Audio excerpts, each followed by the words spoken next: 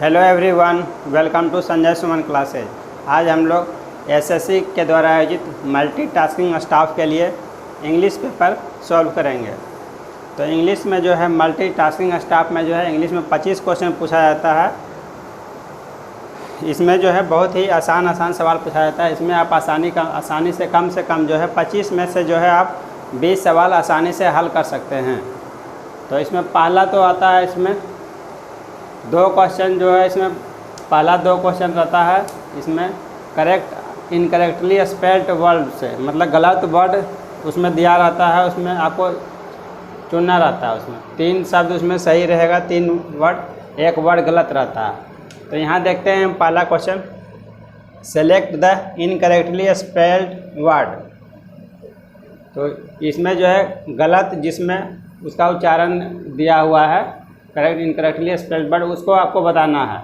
तो इसमें पहला है इलिजिबल, तो इसका स्पेलिंग सही है, तो ये तो इसमें नहीं होगा। इलिजिबल, इसका स्पेलिंग ठीक है। Legible, LEGIBLE। जस्टिफाइबल, इसका भी स्पेलिंग सही है।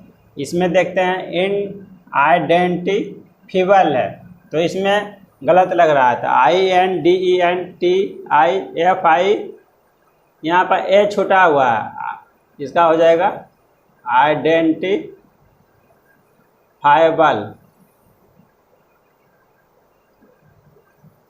तो इसमें इसका स्पेलिंग जो है इसमें गलत है इसका।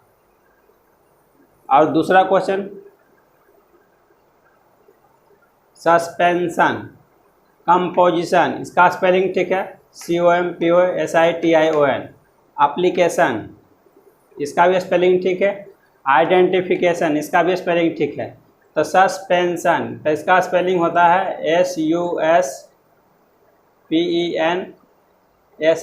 सस्पेंशन मतलब घोल होता है इसका सही उच्चारण। तो ये इसका स्पेलिंग गलत है इसमें। तो 2 क्वेश्चन आपका जो है रहेगा करेक्ट स्पेलिंग से संबंधित रहेगा। उसके बाद जो है आपका जो है 2 क्वेश्चन एंटोनिम से और फिर 2 क्वेश्चन सिनोनिम से रहता है। तो दूसरा देखते हैं, select the must appropriate antonym of the given word. तो इसमें दिए हुए शब्द का जो है ठीक उसका उल्टा शब्द आपको पहचानना है। विकल्प में से एंटोनिम मतलब होता है उल्टा, विपरीतार्थक शब्द। तो यहाँ दिया हुआ है इसमें ग्लिटरिंग, इसका दिया हुआ स्टिंगी, डल, शाइनी, एट्रैक्टिव। तो ग्लिटरिंग का मतलब होता है सफल या बहुत प्रभावशाली आदमी।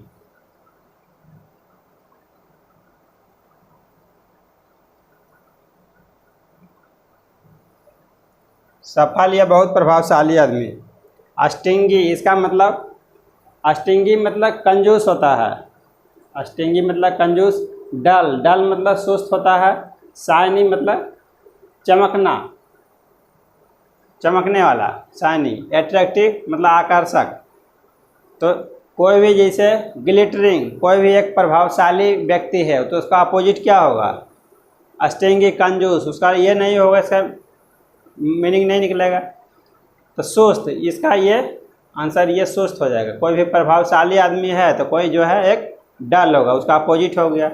ये सभी इसी से मिलता जुलता है। प्रभावशाली आदमी से ही एट्रैक्टिव, आकर्षक है, शाइनी है, चमकदार है, और ये फिर अलग हो जाता है स्टिंगी। और फिर देखते हैं एक और इससे सवाल आया है, अनयूजुअल। तो ये हो जाएगा अनयूजुअल का मतलब होता है असामान्य।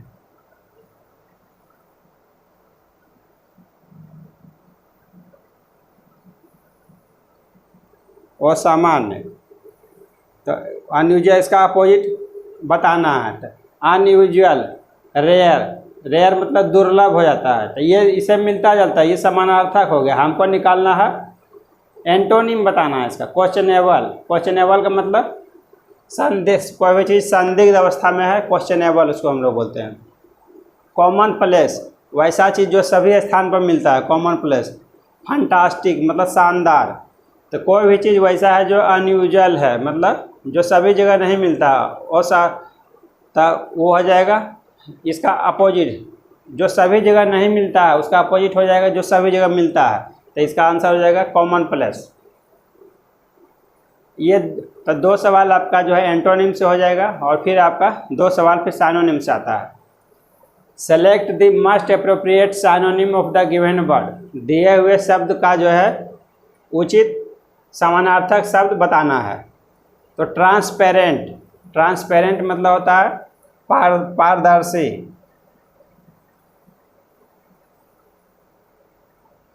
जो कि इस पार से उस पार तक देखा जा सके। क्लियर, तो इसका हमको बताना है साइनोनिम। प्रेटी, जो दिखने में सुंदर लगता हो, प्रेटी उसको हम लोग बोलते हैं। ओपेक, शाइनी, शाइनी मतलब चमकना, शाइनी मतलब हो गया चमकना। और ओपेक्यू, ओपेक्यू मतलब होता है, ओपेक्यू मतलब होता है अपारदर्शी।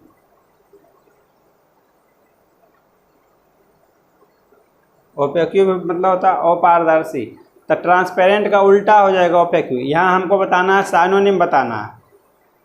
तो साइनोनिम इसका पारदर्शी, कोई भी चीज़ चमकता है, इस पार से उस पार दिखता है, तो इसका साइनोनिम हो जाएगा क्लियर, मतलब जो साफ दिखता है, क्लियर हो गया। तो इसका साइनोनिम ये हो गया। अब प्रेटी मतलब होता है जो दिखने में सुंदर लगता हो, प्रेटी। तो इसका यहाँ पर अब साइनोनिम से मतलब नहीं इसका निकल रहा। शाइनी, शाइनी मतलब चमकदार इसका। ओपेक्यू मतलब वो पारदर्शी हो गया। इसमें जो है एक और आपको जो है साइनोनिम पूछा गया है।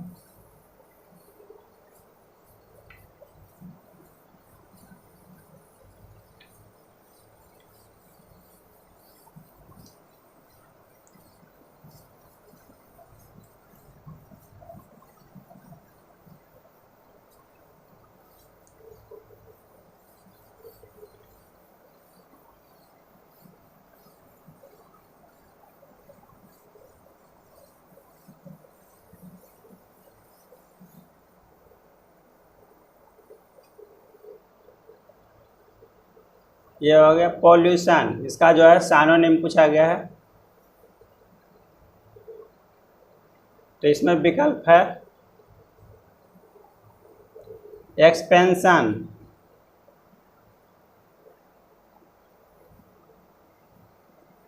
एक्सपेंशन मतलब विस्तार होता है। Creation,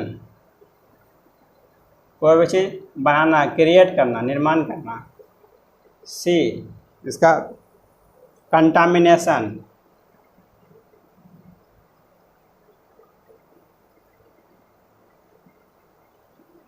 D, aggravation.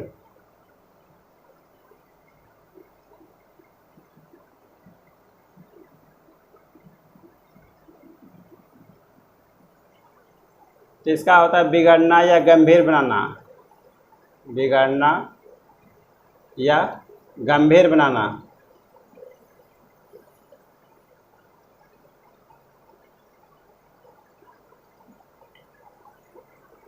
देखिए पोल्यूशन, पोल्यूशन मतलब होता है प्रदूषण, कोई भी चीज़ में मिलावट। तो इसमें हो जाएगा एक्सपेंशन। एक्सपेंशन मतलब विस्तार, कोई भी चीज़ का विस्तार हो रहा है। तो इसमें ये नहीं होगा क्रिएशन, कोई भी चीज़ निर्माण करना, ये भी नहीं होगा कंटामिनेशन। कंटामिनेशन में कोई भी चीज़ हम लोग मतलब शुद्ध नेचुरल में कोई भी चीज़ मिला रहे हैं, तो हम लोग क्या कर रहे हैं, उसको कंटामिनेट कर रहे हैं, प्रदूषित कर रहे हैं। तो इसका मीनिंग साइनोनिम इसका हमको बताना था।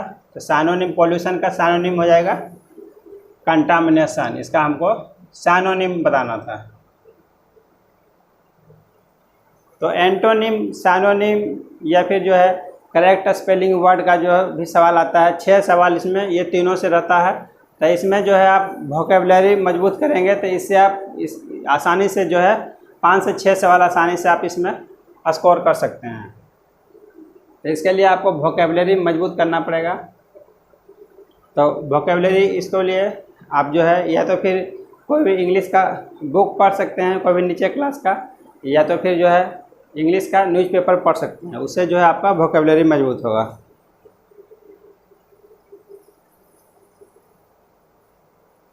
ये 3 टाइप का सवाल हो गया। चौथा टाइप का सवाल पूछा जाता है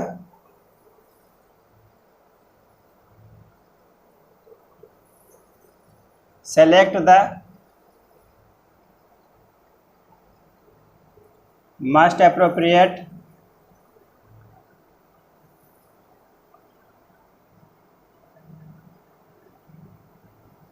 most appropriate option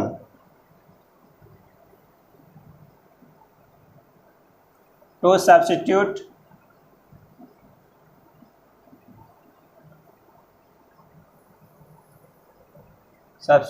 the bold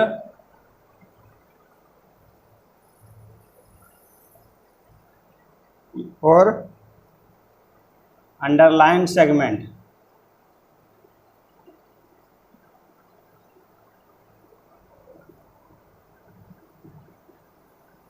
Segment in the given word.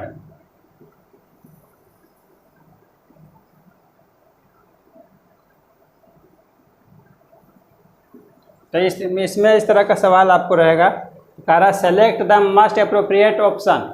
आपको जो है सेलेक्ट करना है, सबसे उपयुक्त विकल्प का चयन करना है। To substitute the bold underline segment in the given word, मतलब एक वाक्य दिया हुआ रहेगा, उसमें जो है आपको कोई भी शब्द जो है बोल्ड में लिखा हुआ रहेगा, प्रिंट किया हुआ रहेगा, या तो फिर अंडरलाइन किया हुआ, उसका जो है एप्रोप्रिएट ऑप्शन, उसका करेक्ट मीनिंग जो निकलता है, आपका जो विकल्प में दिया हुआ रहेगा 4 ठो विकल्प में, उसको आपको चुनना रहेगा। तो इसमें देखते हैं पहला सवाल।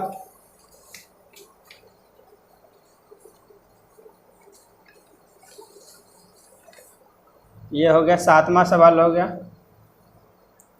These days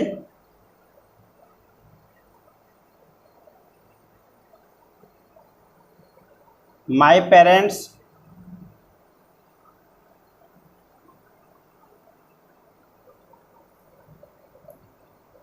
are been taking, ये बोल्ड लाइन में किया हुआ है, मतलब इसका आपको एप्रोप्रिएट चुनना है। इसके जगह पर क्या आ सकता है, सही क्या आ सकता है वो चुनना है। Great care of my health,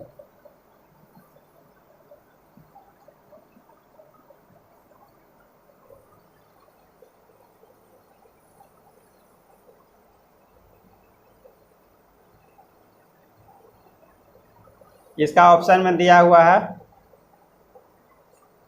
are taking,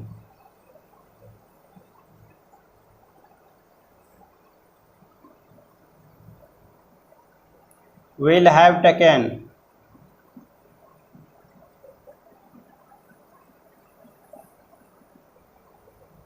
इसका सी ऑप्शन में है were taking,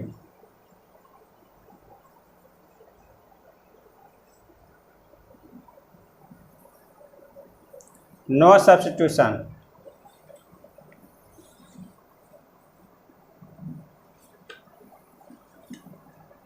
मतलब इसमें कोई भी एक वाक्य आपको दिया हुआ रहेगा, उसमें जो है कुछ वर्ड आपको अंडरलाइन किया हुआ रहेगा, वो गलत है, उसके जगह पर गलत है, तो उसके जगह पर 4 विकल्प दिया हुआ, उसमें पूछा जा रहा है कि इसके जगह पर क्या आ सकता है, ये आ सकता है ये विकल्प, या बी आ सकता है, या फिर सी आ सकता है, या तो फिर ये सही है, इसमें सुधार करने का ज़रूरत नहीं है। तो इसका विकल्प देना है डी, नो सब्स्टिट्यूशन रिक्वायर्ड, मतलब इसमें इसका कोई सब्स्टिट्यूट नहीं आएगा, मतलब ये विकल्प सही है। तो इसमें कुछ नहीं करना है, तो आपको डी आंसर देना है। तो इसके देखिए इसमें कैसे बनाना है हम लोग को। This days my parents are been taking great care of my health, कह रहा इन दिनों मेरे माता पिता are been taking great care of, हमारे स्वास्थ्य पर बहुत ध्यान दे रहे हैं। तो यहाँ पर देखिए आर आ रहा है, यहाँ ग्रामेटिकल एरर आ रहा है, आर आ रहा है, उसके बाद बीन आ रहा है, तो आर के साथ बीन कभी नहीं आता है। यहाँ पर हैव होना चाहिए, हैव या हैज, इस तरह का प्रयोग रहेगा, हैव बीन या हैज बीन होता है, तो आर बीन नहीं होगा। और तो यहाँ पर प्रेजेंट इंडेफिनिट में आपको बनाना है, इसका जो है इन दिनों मेरे माता पिता हमारे स्वास्थ्य पर बहुत ध्यान दे रहे हैं, तो इसमें विल हैव टेकन ये भी नहीं होगा, वेयर टेकन ये भी नहीं होगा, तो यहाँ पर हो जाएगा प्रेजेंट इंडेफिनिट में आपको बनाना था, आर टेकन हो जाएगा। इन दिनों मेरे माता पिता स्वास्थ्य पर ध्यान दे रहे हैं। This days my parents are taking great care of my health, तो ये गलत हो गया। बिन यहाँ पर आ रहा है, बिन आ करके आर के साथ बिन नहीं होगा, तो यहाँ पर ये गलत हो गया। इसके सब्स्टिट्यूट हम लोग लाएंगे आर टेकिंग। इसी से रिलेटेड एक और क्वेश्चन देखते हैं।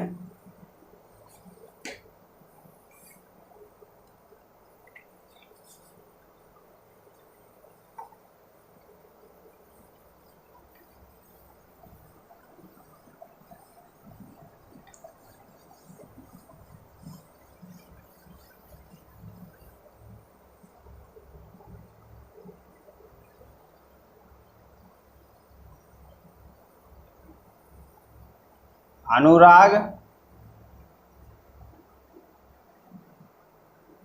asked me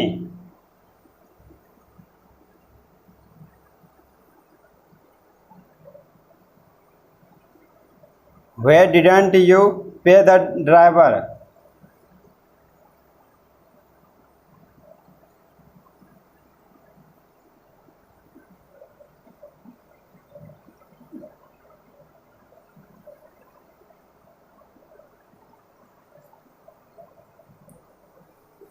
इसका डिडंट यू पे, डिडंट यू पे ये अंडरलाइन किया हुआ है। इसका आपका जो है सब्स्टिट्यूट बताना है, क्या इसका जगह पर क्या आ सकता है। तो पहला विकल्प में दिया हुआ है डिडंट पेड,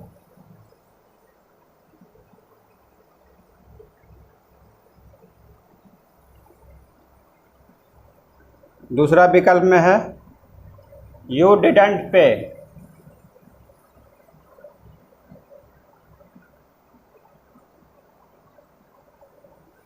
और तीसरा विकल्प में है आई डिडंट पे।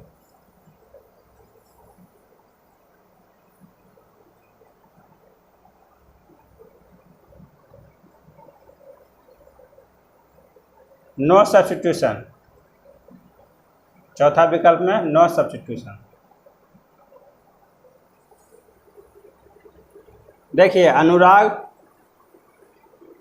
अनुराग asked me why didn't you pay the driver. Anurag मुझसे पूछा तुमने जो है ड्राइवर को क्यों पे नहीं किया, तुमने ड्राइवर को क्यों नहीं दिया। पैसा के संबंध में बोल रहा है, तुमने ड्राइवर को why didn't you pay the driver.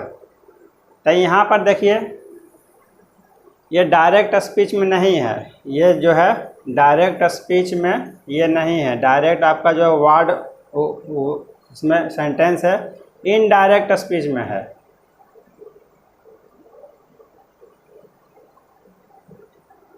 अगर डायरेक्ट स्पीच में रहता तो इसमें जोड़ा हुआ नहीं रहता, अलग अलग आपका सेंटेंस में रहता। ये अनुराग आस्क्ड में ये अलग पार्ट में रहता और ये अलग पार्ट में रहता, दोनों अलग अलग पार्ट में रहता है, दोनों जुटा हुआ है तो हो गया इनडायरेक्ट स्पीच में। अब यहाँ देखिए जब इनडायरेक्ट स्पीच में आ रहा है तो अनुराग आस्क्ड मी, अनुराग हमसे पूछ रहा, अनुराग हम मुझसे पूछा, तो पूछ रहा है हमसे पूछ रहा है, तो why didn't you pay the driver.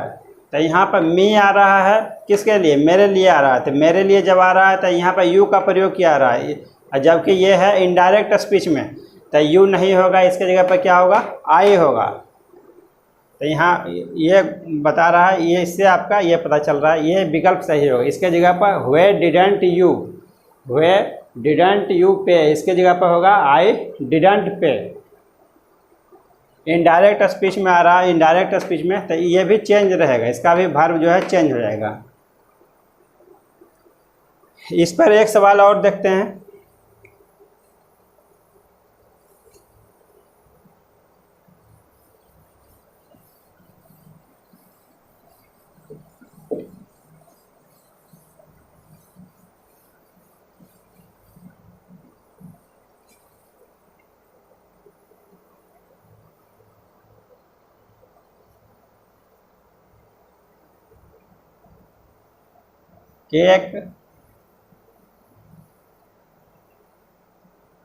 cakes are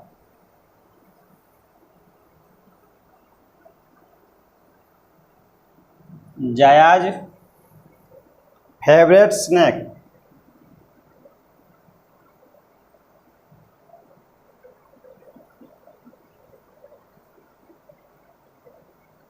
कह रहा है केक जो है जया का फेवरेट स्नैक है। Favourite snack even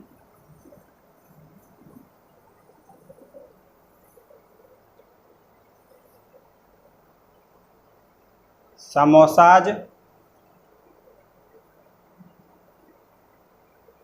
is Aparna's preferred choice.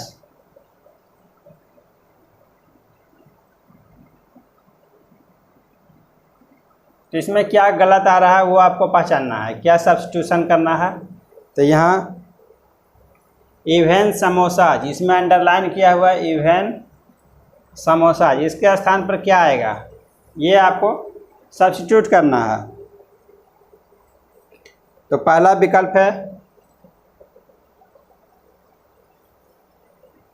While samosas are. दूसरा है but samosas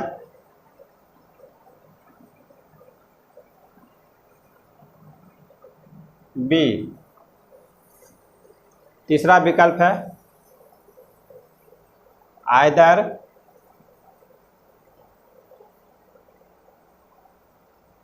samosas are. Last में नो सब्स्टिट्यूशन, इसमें कोई सब्स्टिट्यूट नहीं आएगा। देखिए केक्स आर करा, केक जो है केक जया का फेवरेट स्नैक है। Cakes are Jaya's favourite snack. Even samosas is Aparna's preferred choice, जबकि अपर्णा का पसंदीदा चॉइस जो है समोसा है, समोसाज। तो यहाँ पर इवेन का प्रयोग गलत हुआ है, तो इसके जगह पर इसका ये प्रयोग गलत है और दूसरा प्रयोग ये गलत है आपका। ईज नहीं होगा, समोसा जो हो गया इसमें प्लुरल में हो गया, तो समोसाज के लिए आर का प्रयोग करेंगे। जैसे केक्स, केक्स के लिए आर का प्रयोग करें, उसी तरह से समोसाज के लिए आर का प्रयोग होगा। तो यहाँ पर देखिए बट समोसाज बी, ये भी नहीं होगा। आइदर मतलब होता है या होता है, इस यहाँ पर आइदर समोसाज आर, तो इसका भी प्रयोग नहीं होगा। तो इस यहाँ पर हो जाएगा व्हाइल समोसाज आर, जबकि केक जो है जया का फेवरेट स्नैक है, जबकि अपर्णा का फेवरेट जो है प्रीफर्ड चॉइस समोसाज। तो समोसाज के लिए एक गलत यहाँ भी, ये इसमें ईज की जगह पर आर का प्रयोग हुआ है, तो ये हो गया। और दूसरा चीज़ इवेन की जगह पर जो है व्हाइल का हम लोग प्रयोग करेंगे। तो जो है इसमें वर्ड सब्स्टिट्यूशन से आपको जो है 3 सवाल इससे आपको दिया जाता है। तो इस पर जो है आपको पहचानना रहेगा कि इसमें जो है उस वर्ड के जगह पर क्या हम लोग सब्स्टिट्यूट कर सकते हैं। वो 4 ऑप्शन में दिया रहेगा, वही आपको पहचानना रहेगा। आगे देखते हैं हम लोग नेक्स्ट टाइप का सवाल।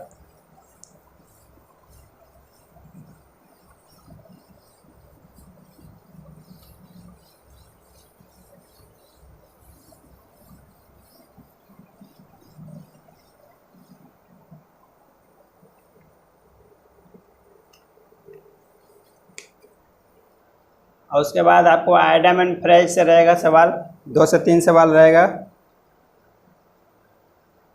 Select the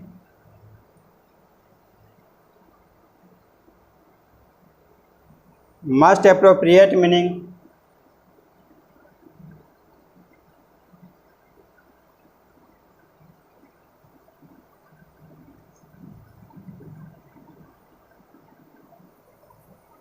of the given item।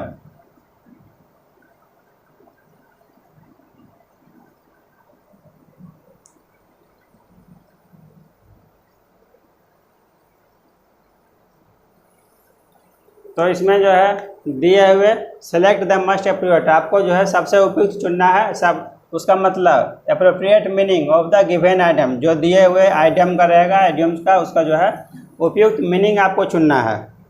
तो ये हो गया 10वां सवाल हो गया। तो इसमें है ए turning point.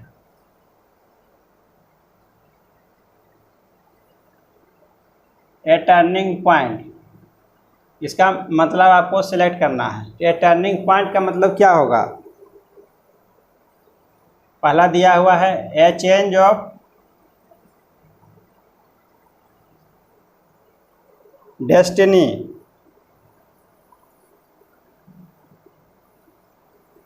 That is surprising.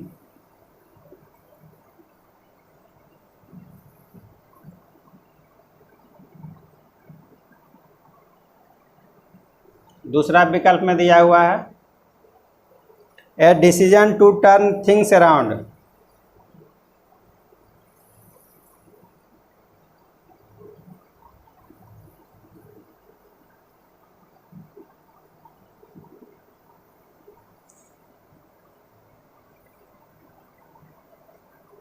तीसरा विकल्प दिया हुआ है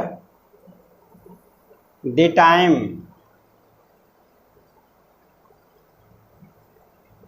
एट व्हिच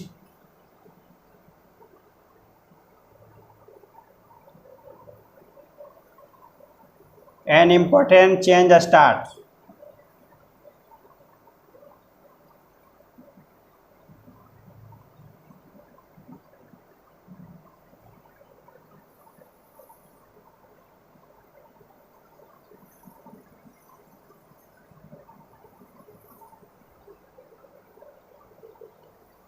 डी विकल्प दिया हुआ है the time when people decide to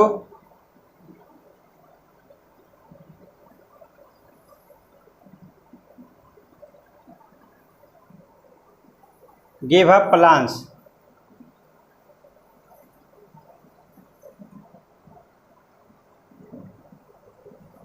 देखिए इसमें a turning point, a turning point पहले इसका आइडियम का मतलब समझना है। ए टर्निंग पॉइंट मतलब होता है एक महत्वपूर्ण मोड़।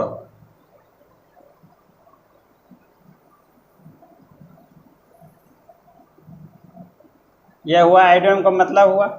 ए टर्निंग पॉइंट हम लोग जनरली इस सेंटेंस का उपयोग करते हैं हमेशा अपने बोलचाल की भाषा में। ए टर्निंग पॉइंट मतलब एक महत्वपूर्ण मोड़ आ रहा है। तो इसका विकल्प क्या हो सकता है? 4 विकल्प में वो हमको चुनना है। ए चेंज ऑफ डेस्टिनी मतलब ए change of destiny that is surprising, वैसा बदलाव जो कि आश्चर्यजनक हो। दूसरा विकल्प देते हैं a decision to turn things around, वैसा डिसीजन जिसके चलते जो है सब हमारे चारों ओर की माहौल बदल जाता है। A decision to turn things around. तीसरा विकल्प है the time at which an important change starts, वैसा समय जहाँ पर जो है एक महत्वपूर्ण बदलाव स्टार्ट होता है। तो इससे आपका मिल रहा है इसमें। वैसा एक टर्निंग पॉइंट एक महत्वपूर्ण मोड़ मतलब एक खास जगह पर आपका बदलाव हो रहा था। तो वैसा समय जहाँ पर आपका जो है महत्वपूर्ण बदलाव स्टार्ट होता है। अगला और देख लेते हैं the time when people decide to give up plans, मतलब वैसा समय जब लोग जो है छोड़ देते प्लान बनाना, प्लान डिसाइड करने के लिए, निर्णय करने के लिए छोड़ देते हैं। तो ये भी विकल्प गलत है। तो आपका विकल्प जो है ये होगा ए टर्निंग पॉइंट। तो इससे रिलेटेड और सवाल इसमें देखते हैं।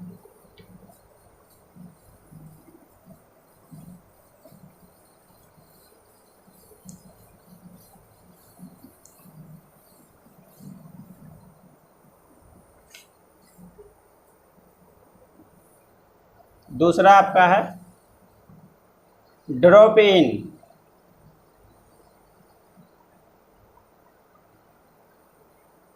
तो इसका दिया हुआ है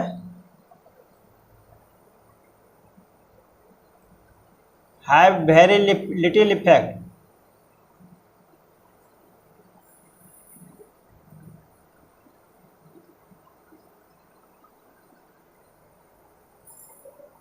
दूसरा दिया हुआ है रेडियस इन नंबर्स।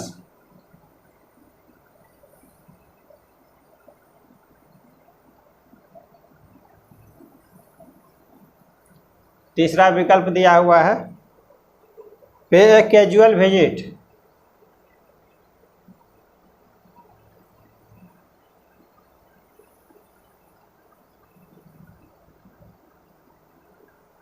चौथा विकल्प दिया है गो बैक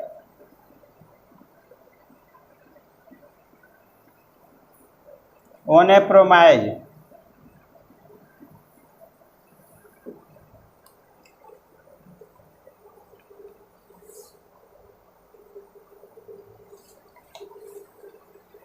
तो ड्रॉप इन का मतलब होता है कैजुअल विजिट, इसका मतलब ही होता है कैजुअल विजिट, अचानक से कहीं पर जाना, अनौपचारिक रूप से, मतलब बिना बताए हुए कहीं पर जाना, अनौपचारिक रूप से उसको हम लोग बोलते हैं। तो इसका मतलब ही होता है ड्रॉप इन मतलब कैजुअल विजिट, पे कैजुअल विजिट, इसका ये विकल्प हो जाएगा। तो इसमें जो है सभी लोग ये बना करके आ जाएंगे, ड्रॉप इन मतलब घट जाना, तो सब लोग ये बना करके आ जाएंगे रिड्यूस इन नंबर्स मतलब संख्या का घट जाना। अधिकतर लोग यही सेलेक्ट करेंगे, जबकि आपका तो आइडियम एंड फ्रेज जो है आपको पूरा कंठस्थ होना चाहिए। इससे आपको जो है 2 से 3 सवाल इससे भी आप आसानी से इसमें स्कोर कर सकते हैं।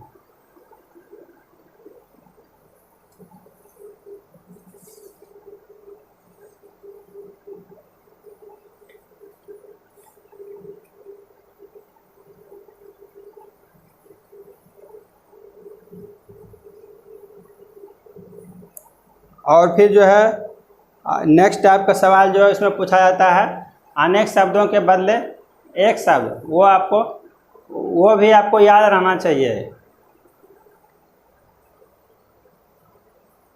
2 से 3 सवाल उससे भी पूछा जाता है। Select the words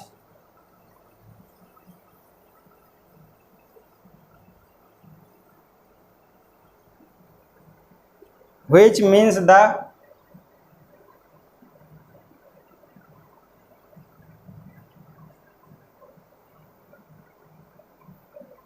the same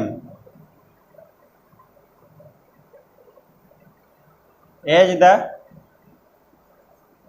group of words are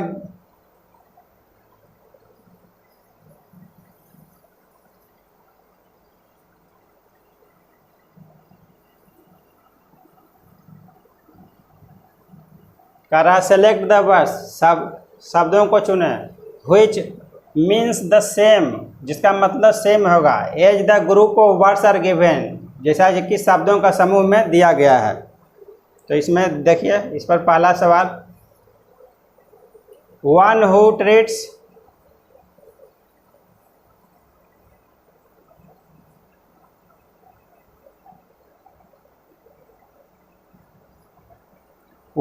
treats and prevents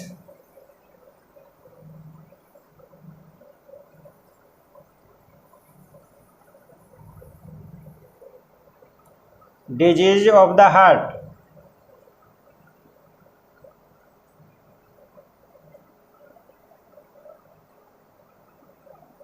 तो इसमें विकल्प दिया हुआ है न्यूरोलॉजिस्ट,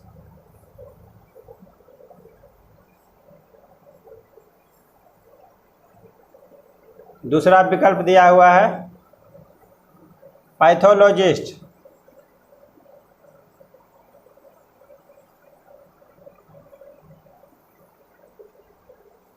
तीसरा विकल्प है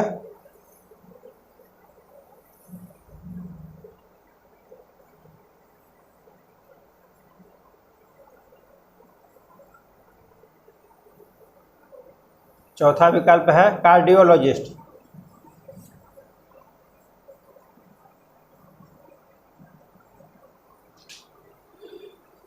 तो ये जो है अनेक शब्द के बदले जो है आपको एक शब्द इसमें चुनना रहेगा।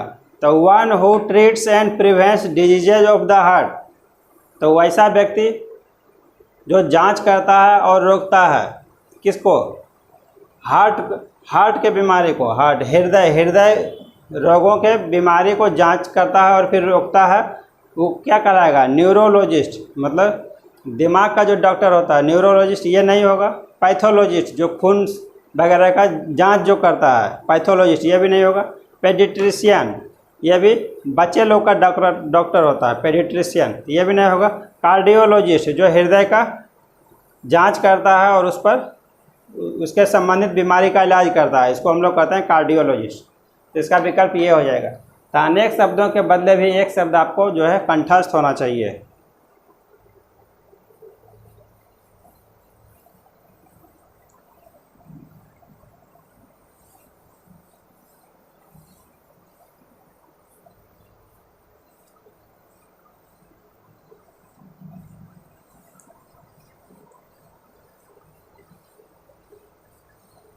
तो इस पर और सवाल पूछा गया है, उसको हम लोग देखते हैं।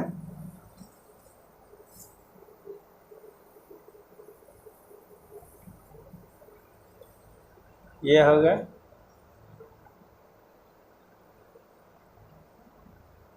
नेवर रॉन्ग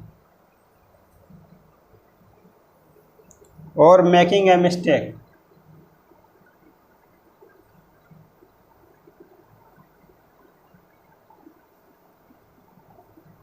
वैसा व्यक्ति जो कभी गलत नहीं है, गलत नहीं करता और न ही गलती करता है। मेकिंग ए मिस्टेक, इसका विकल्प दिया हुआ है, क्या कहलाएगा? इनफैलिबल,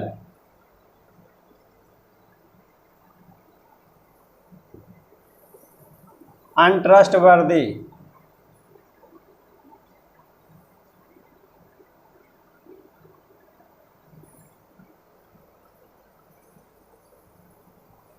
इनकेपेबल,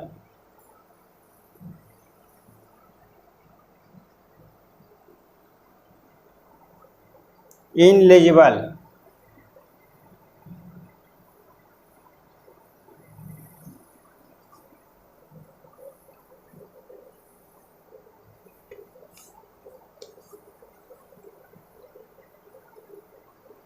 तो इनएलिजिबल का मतलब हो गया अयोग्य, अनट्रस्टवर्दी, विश्वास करने योग्य नहीं होगा, विश्वास करने योग्य नहीं। इनकेपेबल, करने योग्य नहीं है, करने योग्य नहीं। अक्षम, ये या फिर कह सकते हैं दूसरा, कोई भी काम करने योग्य नहीं है या फिर अक्षम है, उसको हम लोग इनकेपेबल बोलेंगे। अनट्रस्टवर्दी, विश्वास करने योग्य नहीं है। इनएलिजिबल, अयोग्य है। तब लास्ट में बचा हमारा इनफैलिबल। तो इनफैलिबल इसका विकल्प हो जाएगा इनफैलिबल, जो नेवर, जो कोई गलती नहीं करता है और न फिर जो है कोई मिस्टेक करता है। तो ये हो गया सब काम में परफेक्ट हो जाएगा, इसको हम लोग लिख सकते हैं इनफैलिबल। तो इसको हम लोग बोल सकते हैं परफेक्ट, जो सब काम में निपुण है। तो उसको हम लोग क्या कहते हैं? परफेक्ट है। वैसा व्यक्ति परफेक्ट है, मतलब सभी कामों में निपुण है। तो नेक्स्ट टाइप का सवाल फिर देखते हैं इसमें। तो 2 से 3 सवाल आपका जो है इससे भी पूछा जाता है। इसमें आप आसानी से बना सकते हैं, इसको आपको याद रखना चाहिए। इसमें अनेक शब्दों के बदले एक शब्द। अब आता है आपका फिल इन द ब्लैंक से रिलेटेड सवाल आता है। तो इसमें जो है 4 से 5 सवाल जो है आपका फिल इन द ब्लैंक से पूछा जाता है।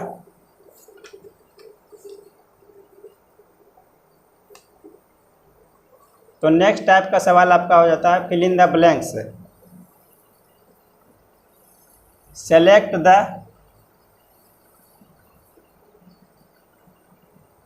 Most appropriate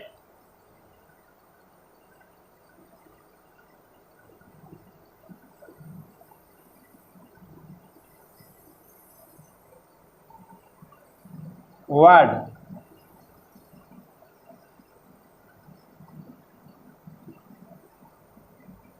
to fill in the blank.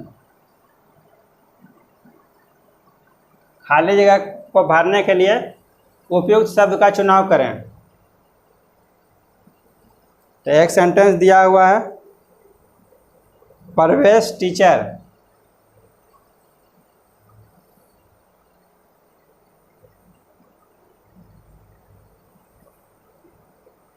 Parvesh teacher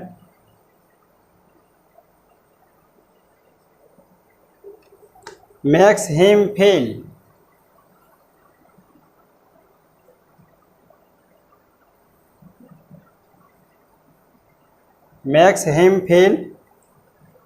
as if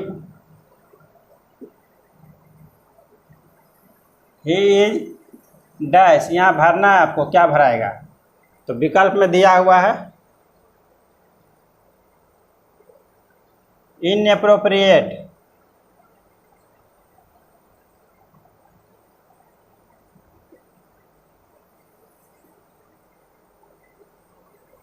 दूसरा इनविजिबल,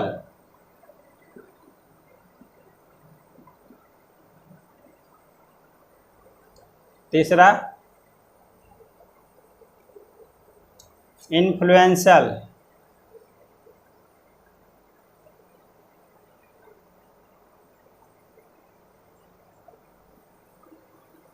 और चौथा इनकम्पिटेंट।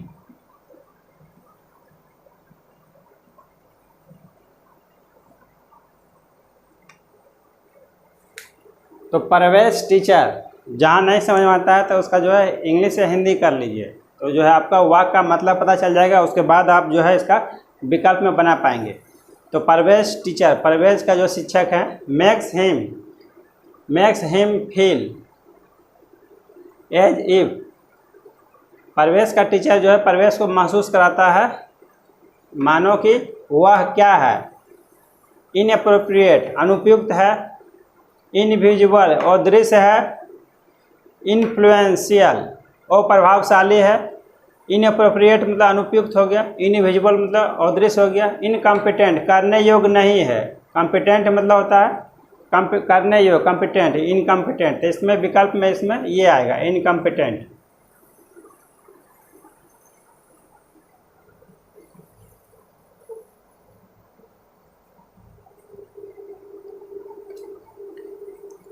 नेक्स्ट सवाल है, the health minister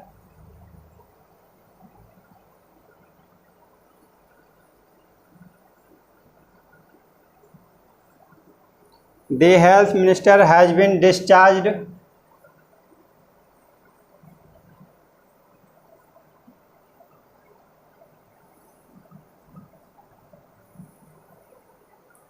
from the hospital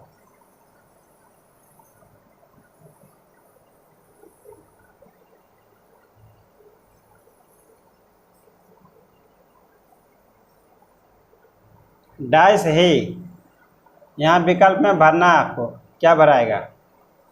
पहला विकल्प दिया हुआ है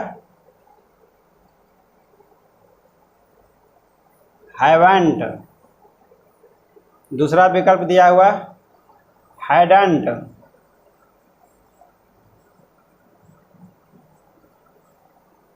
हैजंट, लास्ट विकल्प दिया हुआ है डिडंट।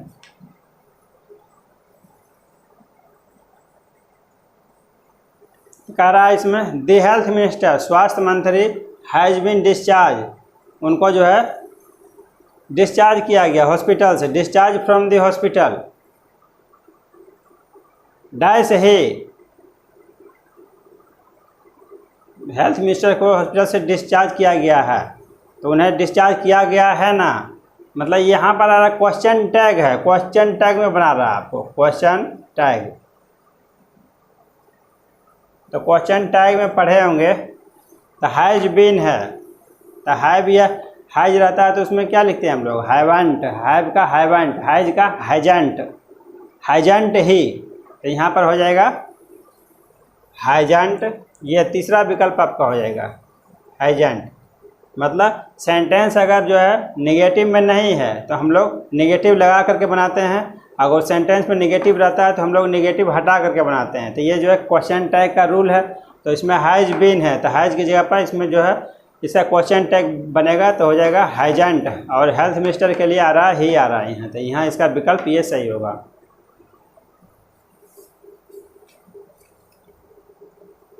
इसमें जो है एक सवाल और पूछा गया है, उसको भी देख लेते हैं।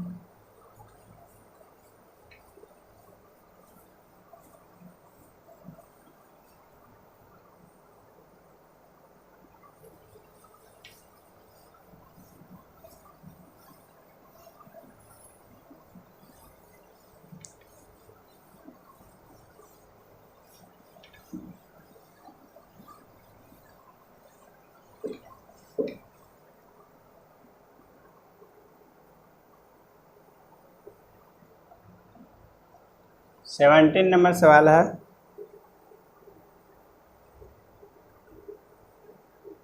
Sixteen number.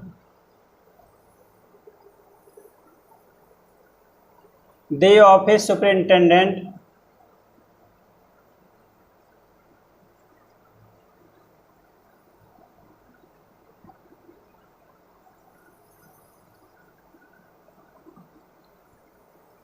The office superintendent asked me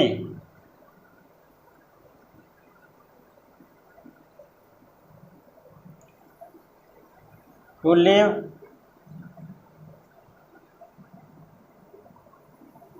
my job application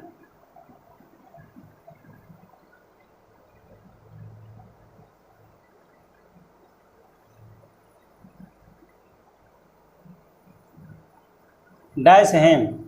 तो यहाँ पर आपको जो है प्रीपोजिशन चुनने के लिए बोला जा रहा है। विद,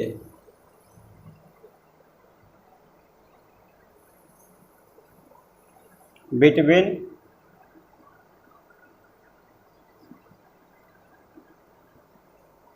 बिहाइंड,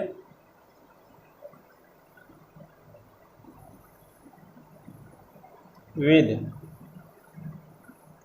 टू, विद तो हो गया, इसका टू इस बार आता है। दी ऑफिस सुपरिंटेंडेंट जो है ऑफिस का प्रमुख जो रहता है सुपरिंटेंडेंट, आस्क्ड मी हमसे पूछा, मुझसे पूछा, to leave my job application, ये अपना जो है जॉब आवेदन, नौकरी के लिए आवेदन पत्र जो है उनके पास छोड़ दें। लीव हिम है ना, me to leave my job application, तो यहाँ पर उनके पास एप्लीकेशन विद, तो यहाँ पर हो जाएगा विद और टू, तो बिटवीन हम दोनों के बीच में छोड़ दें, ये नहीं होगा। बिटवीन के बाद होगा बिहाइंड, मेरे पीछे छोड़ दें, उसके पीछे छोड़ दें, यह भी नहीं होगा। तो यहाँ पर अधिकतर लोग ये लगा करके आएंगे to him, application to him, जबकि यहाँ पर हो जाएगा ये प्रयोग होगा, इसका विद का प्रयोग होगा। The office superintendent asked me to you leave my job application with him. तो इसका जो है प्रीपोजिशन का यूज करना सीखेंगे, कहाँ पर हम लोग टू का प्रयोग करते हैं, कहाँ का विद का प्रयोग करते हैं, तब आपको पता चलेगा इसमें।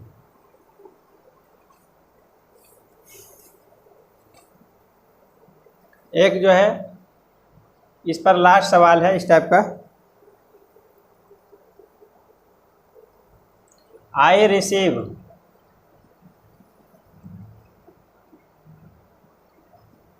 Receive a lot of dash from my family members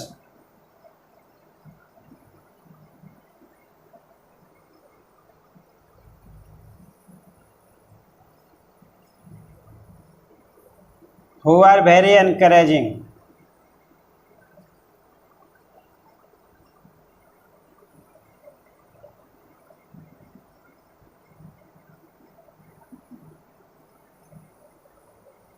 तो पहला विकल्प इसमें दिया हुआ है इंस्पायरेशन,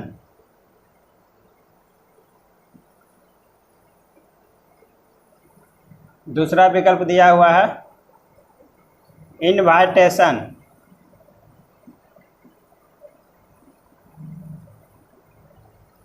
तीसरा विकल्प है एम्बिशन,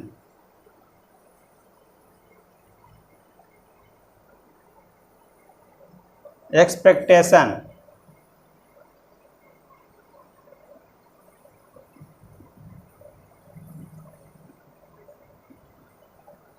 तो आई रिसीव मैं प्राप्त करता हूँ, ए लॉट ऑफ बहुत सारा, डैश क्या प्राप्त करते हैं वो विकल्प में दिया हुआ है। फ्रॉम माई फैमिली हम अपने परिवार, मेरे परिवार के सदस्यों से, मैं प्राप्त करता हूँ बहुत सारा अपने परिवार के सदस्यों से। हु आर वेरी इनकरेजिंग जो कि बहुत सपोर्टिव है, मतलब मेरा उत्साह बढ़ाने वाला है। Encouraging, who are very encouraging. तो क्या I receive a lot of inspiration, क्या प्राप्त करते हैं हम लोग, लॉट ऑफ इंस्पायरेशन। इंस्पायरेशन का मतलब होता है प्रेरणा। इनवाइटेशन, इनवाइटेशन मतलब आमंत्रण, एम्बिशन मतलब आकांक्षा, एक्सपेक्टेशन मतलब उम्मीदें। मैं अपने परिवार के सदस्यों से क्या प्राप्त करता हूँ? मैं अपने परिवार के सदस्यों से प्रेरणा प्राप्त करता हूँ, इंस्पायरेशन। तो इसका आंसर हो जाएगा इंस्पायरेशन।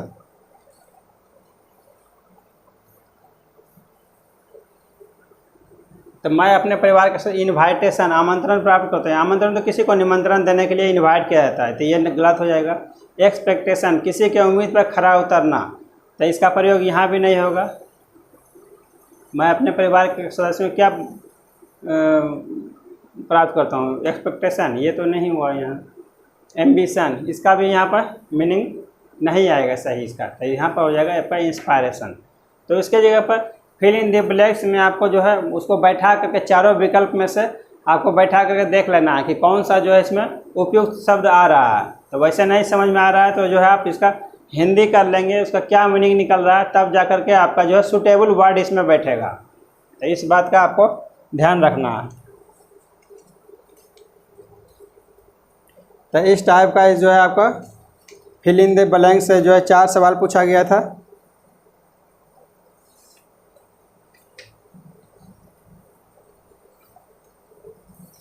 अब लास्ट टाइप का सवाल जो है इसमें पूछा जा रहा है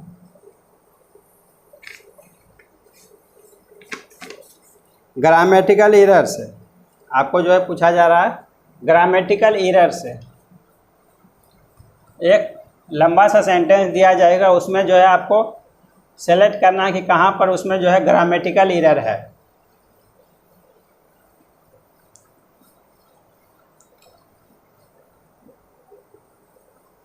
तो नेक्स्ट टाइप का है identify the segment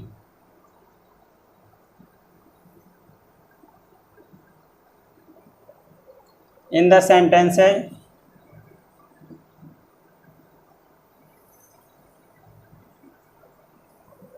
which contains a grammatical error।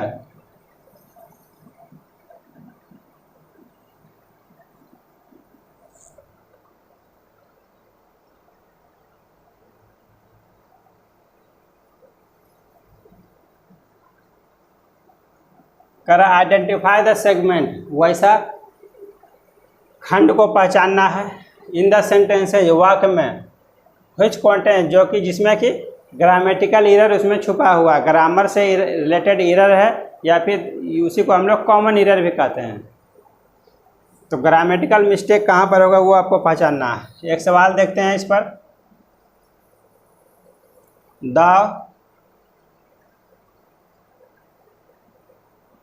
They worked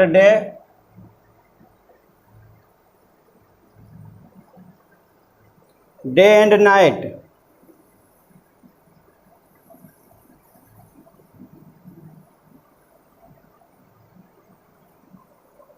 to build the highway.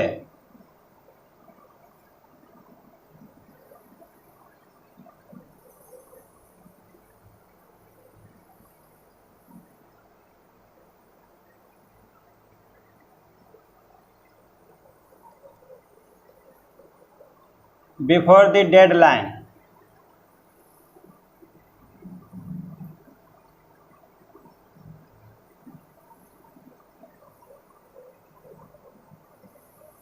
They could not completed it।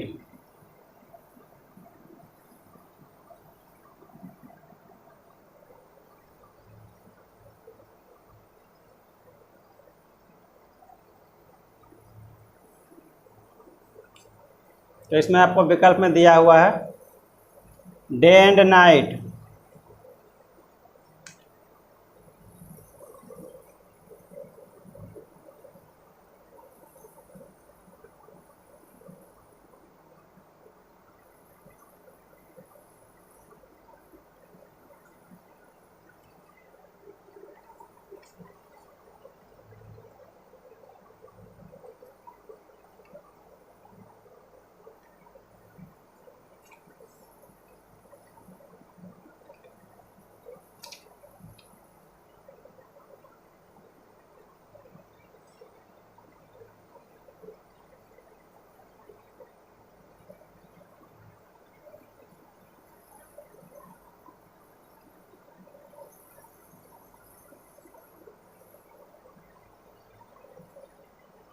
To build the highway.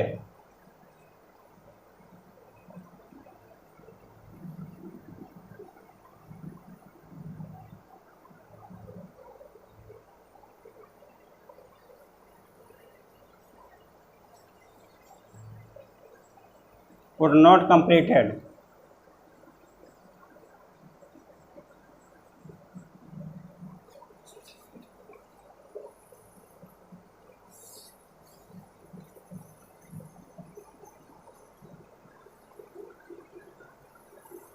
तो यहाँ पर देखिए दे वर्क हार्ड, ये एक सेंटेंस दिया हुआ, इसमें कहाँ पर गलती है वो आपको चुनना है। यद्यपि दे वर्क हार्ड, उन्होंने कठिन परिश्रम किया दिन और रात, day and night, to build the highway before the deadline, उन्होंने डेडलाइन से पहले बनाने का प्रयास किया, लेकिन जो है they could not completed it. तो यहाँ पर जो है they work day and night to build the highway. तो यहाँ पर एक वर्ड के बाद जैसे दूसरा वर्ड आता है, जैसे I am trying to read, तो एक वर्ब के बाद जो है दूसरा वर्ब जब आता है तो इसमें जो है V1 V2 V3 ये बदलता है इसमें, ठीक है, लेकिन दूसरा वर्ब का ये नहीं बदलता है। तो ये वाला वर्ब जो है इसका अवस्था V1 V2 V3 में चेंज नहीं होगा। तो यहाँ पर दिखा रहा है they work day and night to build, तो यहाँ पर हो जाएगा बिल्ट, हो जाएगा BUILT। तो इसका ऑप्शन में हमारा ये 18 का C होगा answer.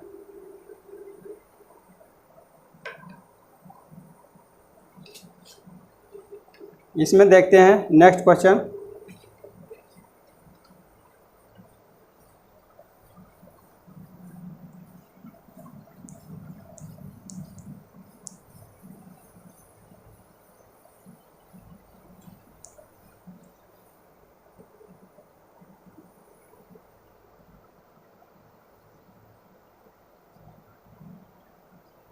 I have no inform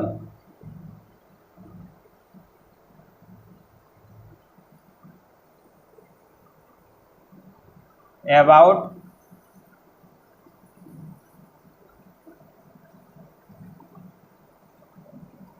today's meeting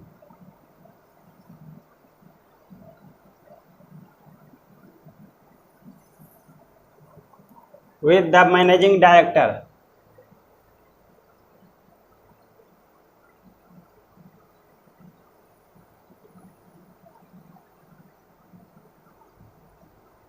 इसमें आपको बताना है विद द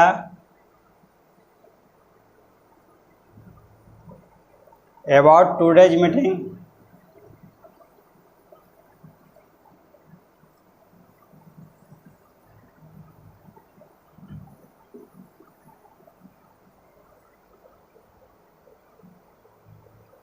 नो इन्फॉर्म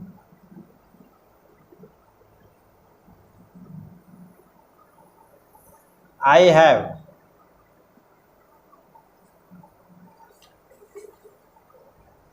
यहाँ पर देखिए आई हैव नो इन्फॉर्म मतलब मुझे पता नहीं था, आई हैव मुझे पता नहीं, I have no inform about today's meeting with the managing director, आज का जो है मीटिंग होने वाला है मैनेजिंग डायरेक्टर के साथ में जो है उसके बारे में मुझे पता नहीं है। आई हैव नो इन्फॉर्म ये जो है यहाँ पर गलत आपको प्रयोग किया हुआ है। नो इन्फॉर्म जो है आई हैव नो इन्फॉर्म, या तो भी यहाँ पर हो सकता है आई हैवंट गोट इन्फॉर्मेशन, तो यहाँ पर आई हैव नो इन्फॉर्मेशन। तो यहाँ पर बाकी सारा चीज़ सही है, यह इस सेंटेंस में आई हैवंट गोट इन्फॉर्मेशन ये चीज़ होना चाहिए था। तो यहाँ पर about today's meeting with the managing director बाकी सब सही है। तो नो इन्फॉर्म यहाँ पर ये सेंटेंस इसका सेगमेंट आपका गलत हो रहा है इसमें, नो इन्फॉर्म का।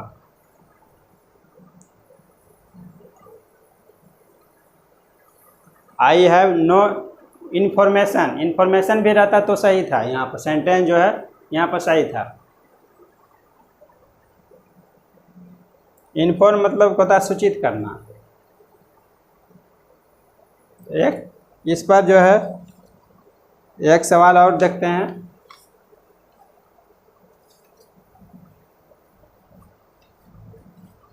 इस पर लास्ट सवाल है।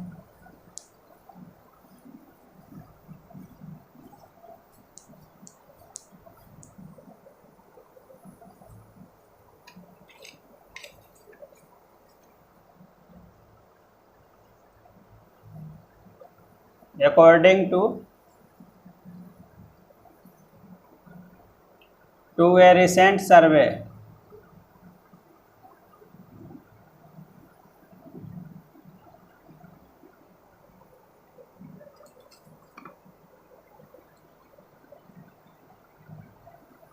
around 60% of children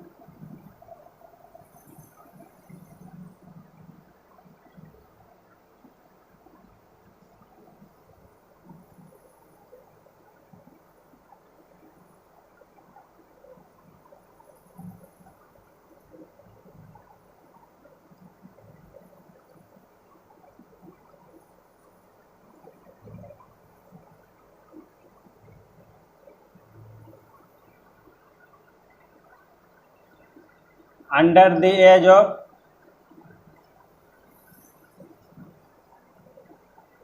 5 years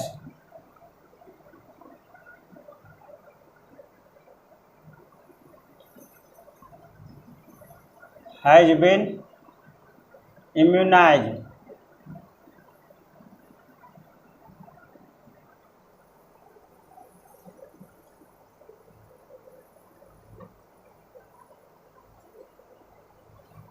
तो इसमें पहला विकल्प दिया हुआ कहाँ ग्रामेटिकल एरर है, has been immunise.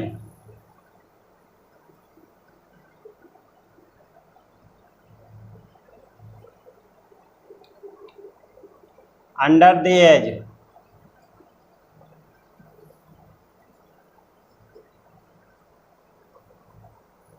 A recent सर्वे,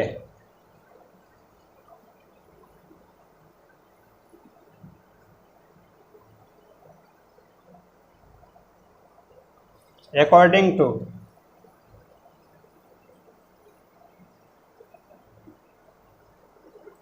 कह रहा है इसमें according to a recent survey, मतलब हाल में किए गए सर्वे के आधार पर अराउंड 60% ऑफ चिल्ड्रेन, लगभग जो है 60% बच्चे, under the age of 5 years, 5 साल से नीचे के बच्चे 60% बच्चे, हैज़ बीन इम्यूनाइज, सभी को जो है टीका लगाया गया है या फिर वैक्सीन दिया गया है।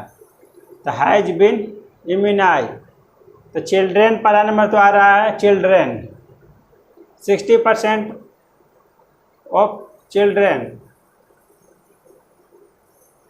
तो यहाँ पर तो यहाँ हैव बीन का प्रयोग होगा, हैव बीन, ये पहला गलती हुआ ग्रामेटिकल एरर इसमें। अंडर द एज ठीक है, ए रिसेंट सर्वे ठीक है, अकॉर्डिंग टू सब ठीक है, बाकी ये विकल्प आपका गलत हो जाएगा। तो ये हमारा विकल्प ऑप्शन सही होगा। तो यहाँ हैव बीन, उसके बाद हो जाएगा इम्यूनाइज, यहाँ पर V1 का प्रयोग।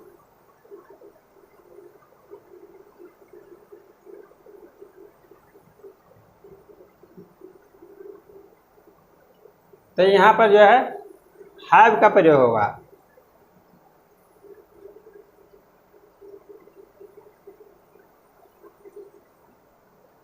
तो ये ग्रामेटिकल मिस्टेक यहाँ पर हो गया ये।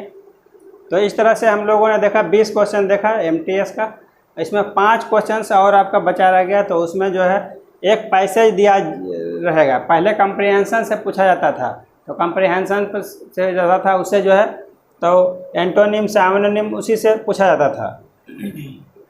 तो अब थोड़ा पैटर्न चेंज हुआ है, डायरेक्ट ऐसे भी कोई भी वर्ड का जो है एंटोनिम सिनोनिम 2-2 क्वेश्चन से आपको पूछ लिया जाता है। अब इसमें पूछा जाएगा फिल इन द ब्लैंक से, आपका कंप्रीहेंशन के जगह पर जो है आपको फिल इन द ब्लैंक्स दे दिया गया है। इसमें फिल इन द ब्लैंक्स, एक पैसेज पूरा दिया हुआ रहेगा, उसमें कहीं कहीं पर आपको जो है जगह छोड़ा हुआ रहेगा, उसी को फिर जो है इस नंबर के आधार पर जो है पूछा जाएगा। पूरा एक पैसेज दिया हुआ है, अब यहाँ पर जो छोड़ा गया उसके जगह पर 4 विकल्प दे दिया जाएगा कि इसमें क्या चीज़ उपयुक्त भरा जा सकता है, उसको हम लोग देखेंगे नेक्स्ट क्लास में। इस पर जो है इस पर भी आपको 5 क्वेश्चन जो है इसे पूछा जाता है। आगे अब हम लोग देखेंगे नेक्स्ट क्लास में। Thank you for watching.